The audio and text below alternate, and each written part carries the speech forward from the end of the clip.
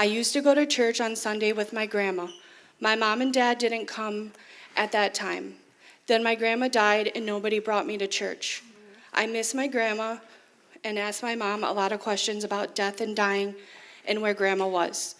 My mom told me that one way I would be sure to reunited with my grandma in heaven was to accept Jesus Christ as my leader and forgiver like grandma did. She told me I would be reunited with grandma one day in heaven if I asked Jesus to become my leader and forgiver.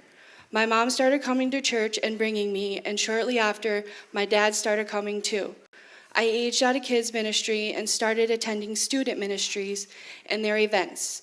While at launch camp, I asked Joanna to help me pray. She prayed with me, and I asked God to forgive my sins. That day, I decided to follow Jesus by praying with her and surrendering my life to him. I asked God to forgive all my sins and save me. Now, when things get tough or I make a mistake, I know I can rely on the Lord to forgive me of my sins, and I'm excited to say that one day I will be reunited with my grandma. Even in grief, there is hope. I have accepted the Lord as my leader and forgiver, so death is not goodbye, it's a simply see you later. John 16, verse 22 says, "So you have sorrow now, but I will see you again. Then we will rejoice, and no one can rob you of that joy." I want to be baptized because I want the world to know I am a follower of Christ and commit my faith.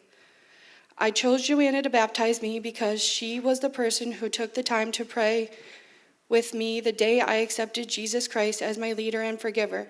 I also want my mom to baptize me because I love her and she started bringing me to church when Grandma died. My name is Bailee, and I am here to make more and better disciples of Jesus Christ.